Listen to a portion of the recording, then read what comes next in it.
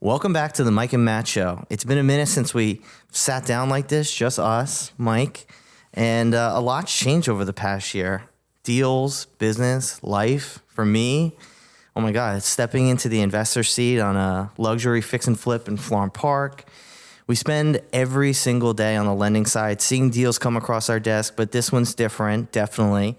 And this is what it looks like when you're the one making the decisions, managing the stress, and living with the outcomes. So today, we're breaking down the deal, but more importantly, the lessons, the mistakes, and what actually changes when you go from lender to operator. So let's get into it. My man, Mike. Hey, Matt. So how does it feel first before I start? You're sitting over there, I'm sitting over here, and today you're in the hot seat. Are you prepared for me?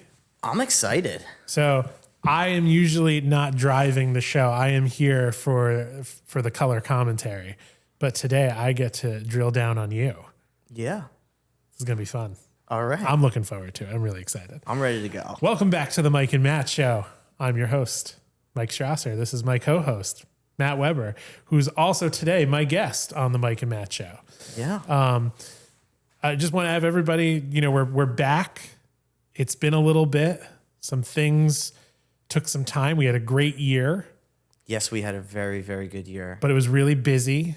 Oh, it was busy. And sometimes that means we don't get all the time we want to share with you. So we had to take a little bit of a break. Mm-hmm. But now that we're back, take a minute, go back to episode 1.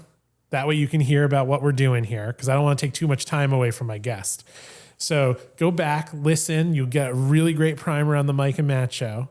But today, I'm going to interview not only my partner in Alpha Funding, but one of my best friends, Matt Weber. And what are we going to talk about? This is probably the greatest thing that anybody gets to do. It's going back to like people who used to build cars and then be able to buy them. We're here, we're lending money, we're helping real estate investors fulfill their dreams. And Matt finally got to do one on his own. He got to go in there. He got to figure it out. He got to experience the ups, the downs, the disasters, the weather, every part of doing a deal. And now he gets to sit here having been on both sides of the coin and really get to tell us what it was like. Welcome, Matt Weber, to the Mike and Matt Show. Hi, Michael. Oh, man, what a year it's been. Whew. Just really quickly talking about personal wins. Wow, Devin moves down to Long Branch with me. We're going deep here. We're going all the way back. Well, this is just this past year, since the last episode that we've had. I've talked about Devin on previous episodes. The love of my life. I love you, Devin. She's now my fiance. We just recently got engaged. But just go back to last time this year, she had moved down to Long Branch. She's now a Monmouth County resident with me, living by the beach. Yeah. Her mom bought a house down in Monmouth County. She's right down the street from us in Long Branch. So, oh my. Yeah, our business, Alpha, we have our biggest year we've ever had. That probably was the reason why, I don't know. It's probably a self-limiting belief, an excuse of why we didn't do episodes. But really, I really wanted to put a lot of focus into Alpha at the moment because I saw what was happening early in the year. We started, tons of loans were closing. We had our best first quarter that we've had in many, many years.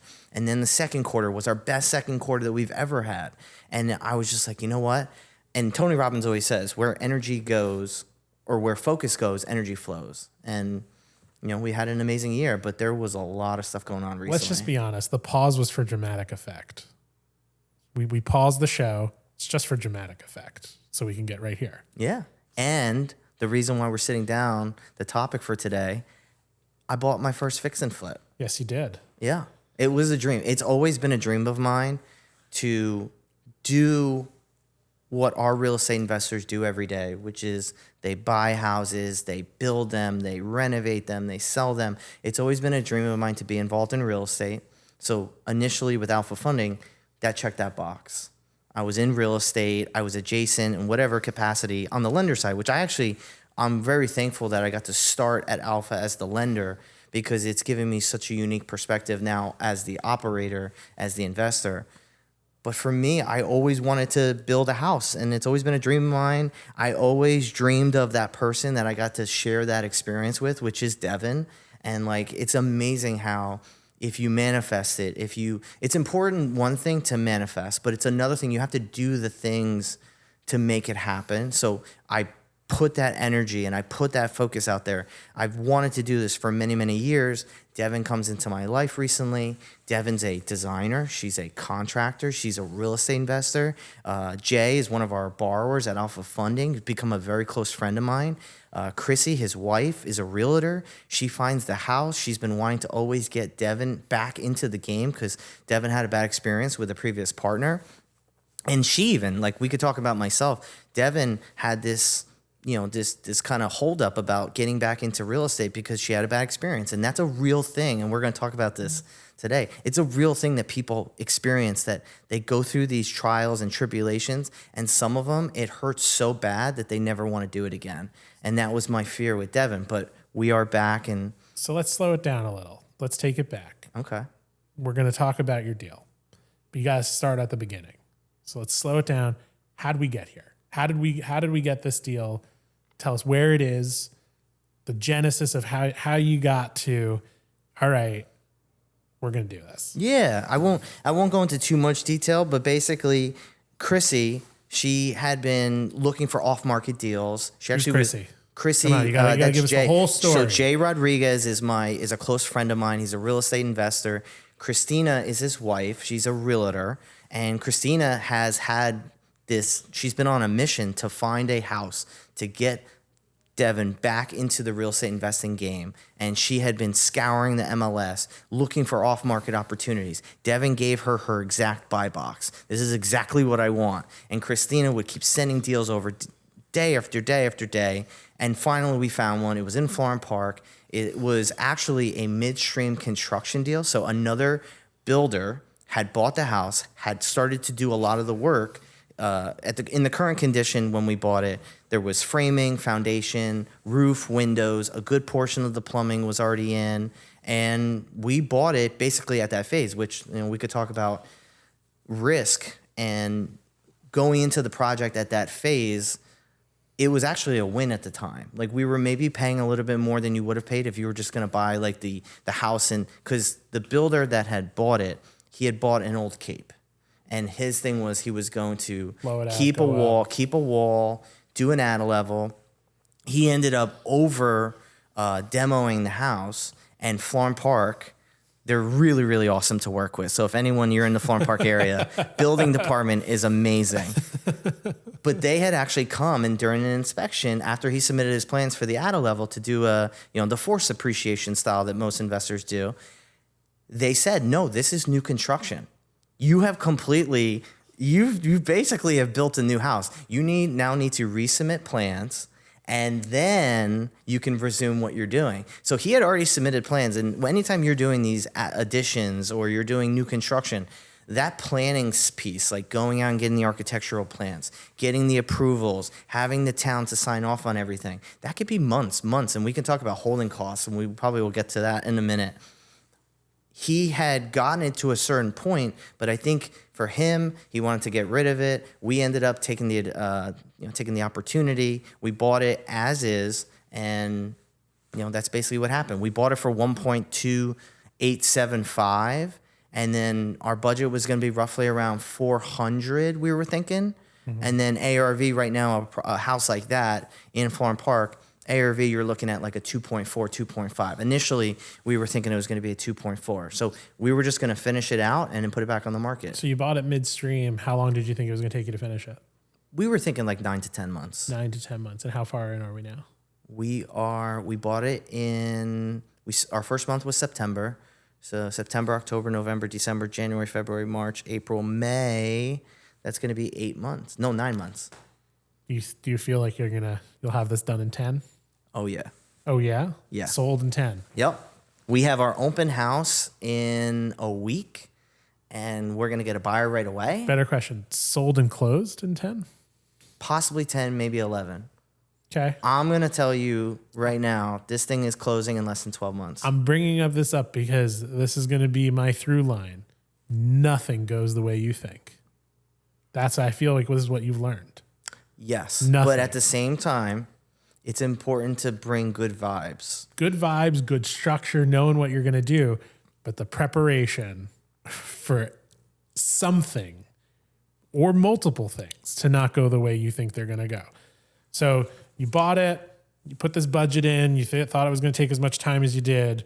Let's just start. You walk into this house, you've now bought it, you got it all set up. What happens? Because this is the moment of truth. Now it's yours. Before it wasn't yours. Now this place is yours. What happens next? I had thought this was going to, like, you always know that things are always going to come up in a project. It's impossible to go through a project and for things not to come up. So because you're saying this, what you're trying to tell me right now is the moment you walked in the door, something happened. Maybe. I don't think this is a maybe. There's no suspense here. I think you just said it. So now you paid over $1 million for this house. You have almost a $500,000 budget. You need to get it done in 9 to 10 months. That's what you're trying to say you're going to do. You walk in the front door. This house is yours. It's September. What happens? We start walking around the house and we're doing all the due diligence. Now, we did the due diligence prior to closing, but you could just naturally think once you start, you buy the house, it's now yours. It's yours, right? We were in the house, we're walking around, we're making sure, because Devin obviously does the design work. So we're making sure that we have the design on point. Because if you have your design on point, if you have your layouts, your floor plans, everything's on point, well, now the contractors, the trades can now go do what they need to do. Now, in this house, we had the framing already done. Here is where the kicker happens. We're walking in, we go to the upstairs, into the master suite, and we see that there's a master suite and there's another bedroom on this one far side of the house. And there's a very small bathroom that was in between the two bedrooms. And we walk in, Chrissy, Jay, myself, Devin, we're looking at it, and we're just like, this is not ideal. Like, you're talking about a $2.4 million house, and you're going to have a bedroom that's like the size of all the other bedrooms in the house? Like, when you're buying a $2.5 million house, it needs to be special. That master suite has to be special, the person that's buying that house. So we decide that we're going to change the floor plan, which there's a lot of things that are going on. We got plumbing that's already in. So where the toilet's going to be, where the plumbing lines are for the water lines, and we decided we're going to take down some walls. So what we did was in the upstairs where the bedroom and the master bedroom were, and that bathroom that was right in between, we decided we're going to clear out that whole side of the house, and we're going to have this big double door entryway into a big master suite. What we did was we shifted a little bit of the room over so we could make a big master bath, and then we had the other side of it where we created the master bedroom, and that's just one thing. Then we realized that in the floor plan, when we're looking at all of the plans, we realized that there's no mud room. And okay, maybe not the end of the world, but you got to have a mud room. So did you take over the prior plans, investors' plans? Yes. So these weren't your plans? Yeah. So you're taking over. You bought the house and the plans together. Yeah. So okay. Part of it was we were going to finish the project and get it to a finish line. And we were going to take their existing plans. We were going to take the existing property. So the reason why I bring that up is because people are going to be like, how did you not know there was no money? No, you knew. You knew. But there's a moment when you go into it. Well, one, it's not yours from the beginning. And two, once you're in it, you're walking around. You see it in a different way. Because look, you're running into, this is important for people who are going in and taking over someone else's projects. You can walk through a house and do the diligence. But it's not like walking around that house for a couple days. You're going to go in and look at a house, even if you're doing a flip. You're going to maybe see it for an hour, 45. You're going to be able to walk through, and in those moments, you have to imagine what you're going to do. When it's finally yours, that's when all the wheels start turning. Yeah, and what I will tell you, and I'm somebody, you're the same way. We are super proactive people. We plan. We always try and be ahead of the curve. This project has definitely taught me that no matter what planning, what preparation you have in place, there's going to be things that happen, and I can spend either a couple hours or maybe just a couple anecdotal stories about what happened on this project. Things always happen, even when you think you have everything figured out. Even just in the last week, we've had some things come up completely unexpected, but you can't anticipate it because you're thinking about everything, And for the most part, like we got into the house and we realized we don't want this house to be a $2.2 million house. We were like, okay, you always have to start out as what is this going to be?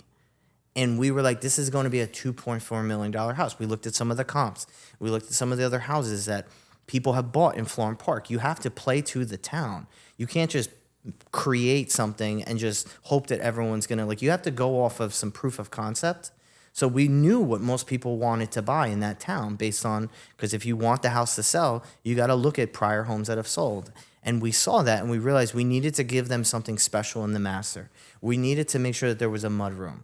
We needed to do certain things. When we first walked into the house, he had a very open concept on the first floor. There was no separation. Like a lot of these Florham Park homes, they want a defined dining room. They want to have a defined living room, and then they have their kitchen.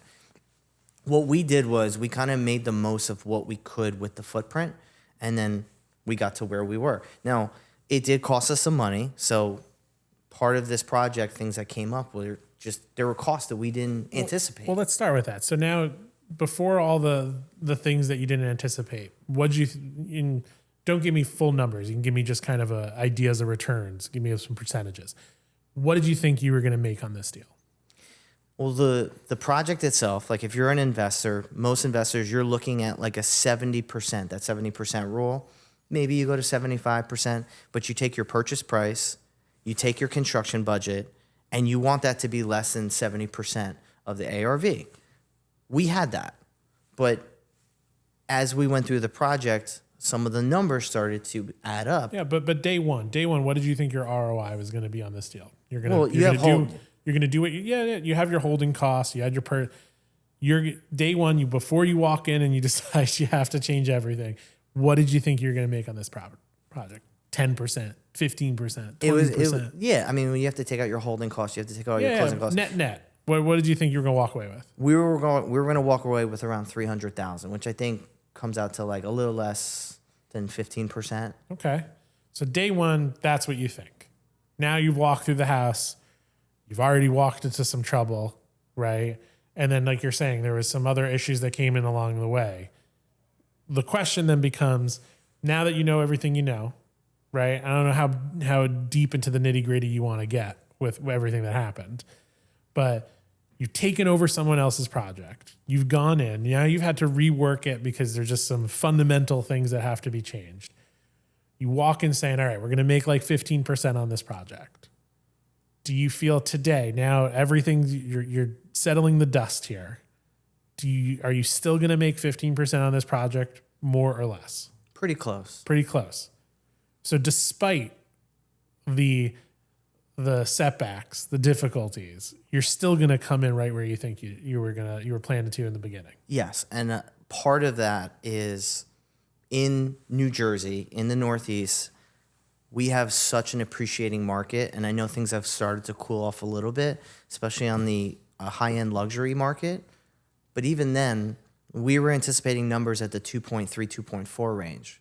As we got closer and closer, now we're getting to the end now, we're anticipating a 2.4, 2.5, 2.6 sellout.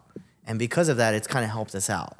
If the market had really cooled off, I think we wouldn't be having the same conversation. But luckily, because things have changed a little bit, we've also been having the fortune of appreciation in the market. Like just recently, in the last 90 days, we had 2 different houses sell right around the price point that we're selling at, and we're slightly above it, but we have a much more superior house. The house is much nicer, overall layout, amenities. So we feel very confident that if you have these comps at 2.4, 2.45, we feel very confident at 2.5. I even think we might even get a little bit more than that.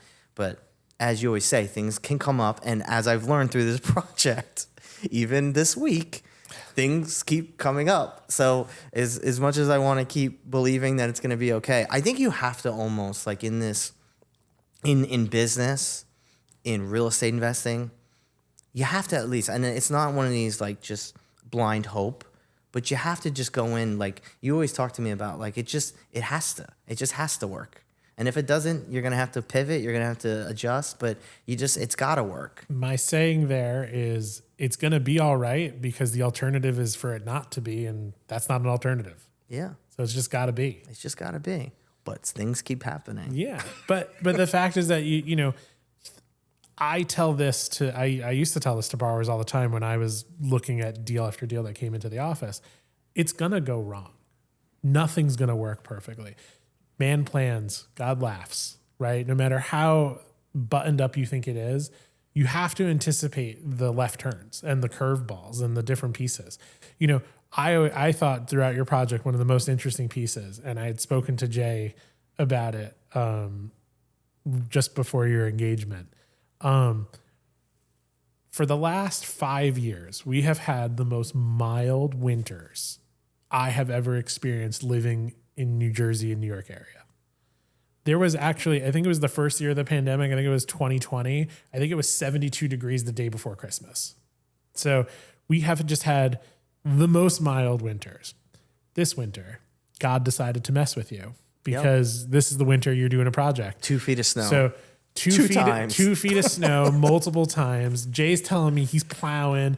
You guys got to get a roof up. You're trying to convince people to shovel snow, melt ice, do all these pieces.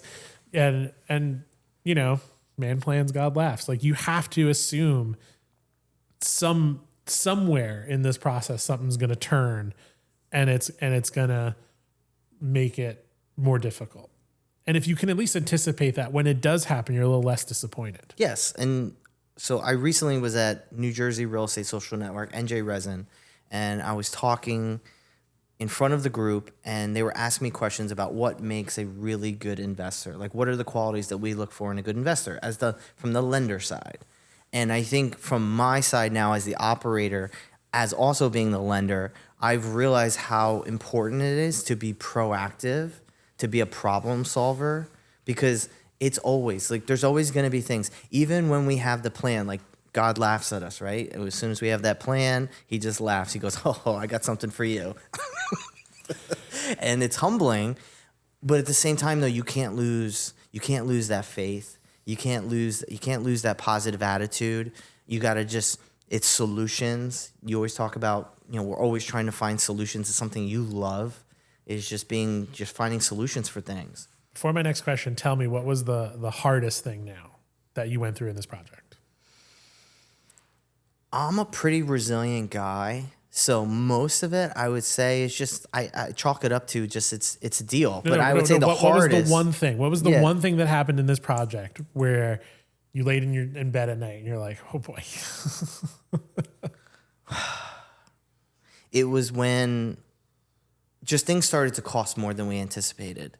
And I had planned out, like I was the financial guy for the deal. Mm-hmm. So Alpha did the loan. We raised some private money. We had cash in the bank account. We had everything planned out. We kind of knew what our monthly interest payments were going to be. We knew what the draws were going to be. But as things start changing, like immediately we walk into the house, we change the footprint, lumber, plumbing, all kinds of unanticipated costs. And then as we get through the project, these things just come up. And I started noticing that our bank account was starting to get very low. And I knew that we had multiple months of runway after that point. And this was about 2 or 3 months ago. We were close, but at the end of the day, though, if you don't have money to complete the deal, it stops. And that's why we've heard many investors have come to us. I ran out of money. I can't move the project forward. So this is where I was very proactive about it. It was reactive in the nature of just I didn't anticipate it. But as we knew it was coming, I was anticipating, we need to do something. So we raised some money. We brought some more money in. But I would say that was the biggest challenge, where I was laying and Devin's laying right next to me. And I'm doing the numbers in my head. And I'm it's like a calculator. And I'm seeing the numbers and I know how much we need to get to the finish line. And I'm like, it's not going to add up. And that was the scariest part about the deal, was not having enough money to make the interest payments, not having enough money to keep paying our private lenders, not having enough money to get this to the finish line. And, we were fortunate enough. We have a ton of amazing people in our network. We raised some private money. It's gotten us to the finish line. We're going to have our open house. It's going to sell quickly, I hope, fingers crossed, and we're going to be okay. But that was the scariest part. 3 months ago, Ooh, that did keep me up for a couple nights. So now let's flip it. What was the moment where you're like, this is going to work? Once I had that money secured. That was it. Yeah. So Because I knew that like, yes, things are going to continue. I'm about to get him in trouble. Oh, no. So it wasn't seeing the vision that your now fiance had physically put into the world. That didn't do it for you. Wait, rephrase the question. What was the moment where you knew it was all going to work? Like it's that moment. It's the bottom of the ninth, and you know that the last strike is coming, and you're going to win the World Series. What was that moment? You're saying it was when you knew you got the money. It wasn't seeing the pieta, the finished product. Okay, so then I'll say this then. This is what we call, ladies and gentlemen, the backtrack. Me walking into the house this past week, seeing the appliances, seeing the beautiful kitchen that Devin put together, seeing the floors, seeing the paint, like everything has come together. This past week has definitely been that moment where I'm like, we finally made it. Now, not taking my foot off the gas. I'm not counting my chickens before they hatch. This thing needs to sell. But we finally made it. And I'll be fully vulnerable. When I first got started doing this, Devin obviously had done it. Jay had done it. I knew that there was proof of concept. I knew this was obviously something that people do every single day. But I just never had been through it before. So you never actually, like, for me to pretend like I knew how it was going to go and I knew it was going to work out, I would have been lying to myself. I'm one of those kind of people, and you know me. I just jump into things, and I'm like, I'll figure it out as I go. And I knew I made it. I made a calculated bet, or I took a calculated risk by having Devin there with me and having Jay there with me. So it definitely helped out. But now seeing it at the end, it's quite a feeling. And I understand the part about the calculated risk, and having partners in this deal makes a lot of sense. Like, you are an owner and operator of Alpha Funding. So walk me into this part. So we talked a minute ago about feel like you're going to make 15% on this deal. You had some overruns. You had some things that kind of twist and turned. You still think you're going to make it. So for you, and I think this is important for everybody getting into this business, because I think you set a number. You said you're going to make 300, the group's going to make 300 grand on this deal. And I think a real estate investor hears that and they go, eyes wide, right? Those are numbers I want to make on a deal, right? But you have partners, there's multiple people here. Walk it back one step, because the thing that you have to think about, and we talked about this at one point, this deal is a little bit different because you walked into somebody else's situation. So you kind of cut some time off of the grand timeline of what you had to do. Mm-hmm. But for yourself, as an entrepreneur and owning another business, what would you say you figured out when you looked at this? If I had to pay you per day, per month to be in this project, was it worth it? Like, are you making enough money from this deal where it made sense enough to actually do it? I think that's what a lot of investors don't think about. And I've seen it before. Like, investors are like, I'm going to make all this money. And 18 months later, if they really stopped and they looked at it, they really made 60 grand a year over 18 months, right? Yeah, they made six figures. It took 18 months, but they could have made that money, washing cars, right? Yeah. So tell me about that experience for you and that feeling was it worth it? The first part is it absolutely was worth it. It wasn't about the money for me.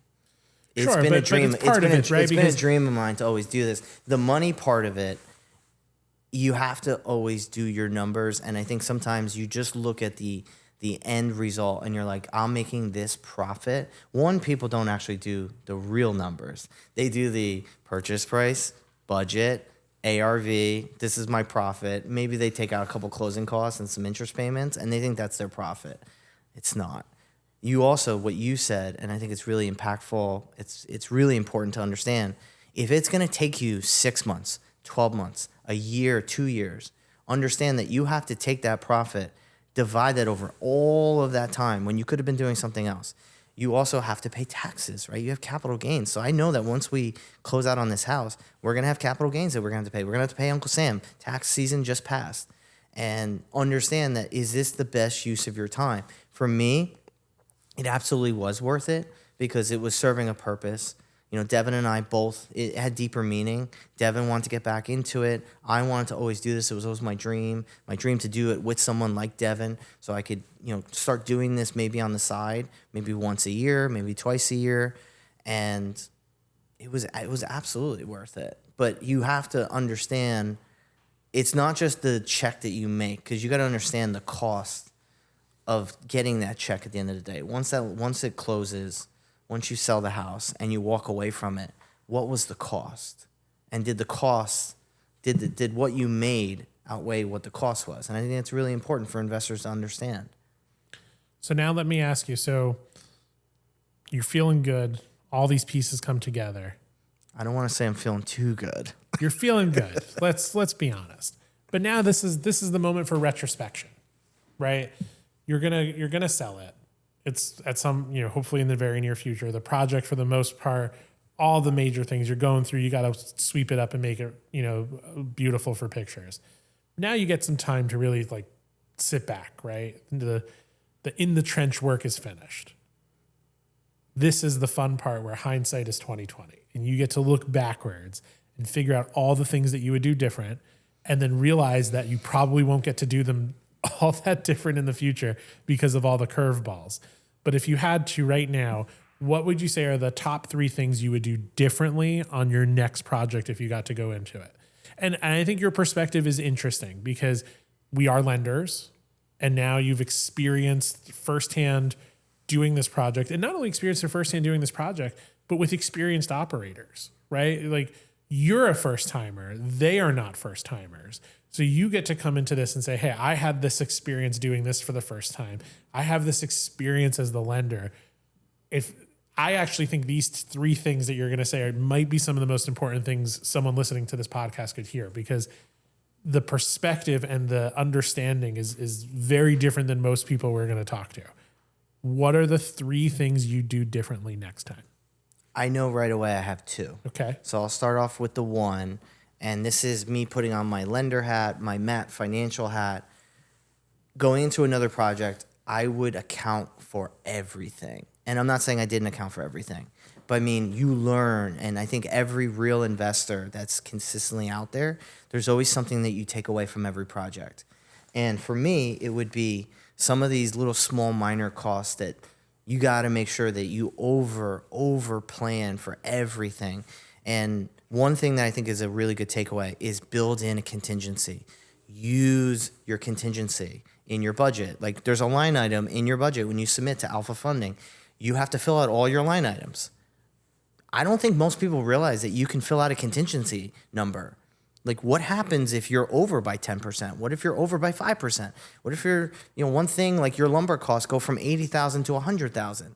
Well, if you had that extra $80K in your contingency, Pat will draw from that 80 or the 100, whatever your contingency budget was, and you can use it towards your lumber line item, and it's not a problem. And I think so many investors I've talked to many investors recently in the past months, and they don't even use that. And there are some investors that I have seen it from our side, so it's something that definitely resonated with me, is absolutely building a contingency. Second thing would be you have to have the pulse on your project. You have to have your finger on the pulse. It's one thing to be the investor. You show up, you make sure everything's working, you check the numbers, you make your payments, you call your contractors. You have to be boots on the ground. And you talked about cost and all the time and all the things that you may have to sacrifice to get to that place where you are. But it's important that you're on site. There are so many times in the project that if we were not there at the time that the trade was completing what they were completing in the project, things could have been very, very frustrating. Months later, weeks later, I've learned, this is something that I've taken away. There's so many little things along in the project, like in this life cycle of the project, where you don't realize that this little thing, if it's not done correctly, there's a ripple effect downstream, and then eventually it's going to come back and bite you. But it's also the reverse. If you're there and you get it right at that exact moment, like it could be something with just like electrical, right? Getting the certain box in the right position so that when you go and you get we did quartzite, and we put quartzite as the backsplash in the kitchen. And we also were talking and we were thinking about down the road, you're going to have to get a CO. You're going to have to go to Florham Park and you're going to have to get that inspection. What happens if it's not to code? So now there's the quartzite issue. What happens if you cut the quartzite and there's a little square in that quartzite and you just spent thousands and thousands of dollars on that quartzite and now you have to now move it or get a brand new piece? And then what happens if you have to go into the wall and you have to move the electrical box? But if you get that one little thing right, and the only way that would happen, and I've noticed it multiple times in our project, was being there with the contractor. And they ask questions. They ask good questions. And it's important that you ask good questions because ultimately that's how you're going to avoid that future thing that literally you don't even see happening, but it will happen if you don't ask those right questions, if you don't take the time to get the thing right before all these sequential things that happen in the process. So like me and Devin were in the car and we were going to another project and she was like, it is so critical to be there. And I think so many investors sometimes can be a little bit absent in their projects. They don't show up. They just assume that the people that they have in charge are going to do the things that they hope that they were going to do. And when in fact, even good people can make a mistake. And if they don't have the direction consistently, they're just going to make decisions. And how do they know ultimately what the big macro, big picture is? So like I would say being present on the work site, that is super important. It may have a cost, but it will pay off later. It will save you time, money, things that you're going to have to deal with, stress and headaches. The making sure that you over budget and you have a contingency built into your project. I don't know what the third one would be right off the top of my head, but those are two that like they hit so far home right now. I like it. I'm not going to torture you too much more. I have one question for you in the end, and then we're going to wrap this up. You've now experienced it. You've done it. Who is this for, and who should stay away from doing this? This is for the person that is, I don't know, maybe a glutton for pain and punishment. But no, if you're somebody who loves a challenge, who loves things that like every single day you wake up and you go to the project, there's always going to be something new. So if you're somebody who just likes the same thing over and over, you always want to always have, if you want to know what to expect every day, don't be a real estate investor. But if you like challenges, if you like, just having things come up and solving problems, like I feel like you would be the best real estate investor. I think part of me says I don't think you might be, but part of me is like Mike would be such a great real estate investor because you'd be on the ball. You'd be seeing things like it's like a real estate project is almost like a chessboard versus like you can't play checkers in real estate especially with a real estate investment like a fix and flip. You have to be thinking about all these downstream events that are going to occur. So that would be it. I like that. And I think that's a good takeaway from this conversation. So I'm going to sign off with this. Matt Weber, owner of Alpha Funding, real estate investor. Thanks for sitting down with me today. Thanks, Michael.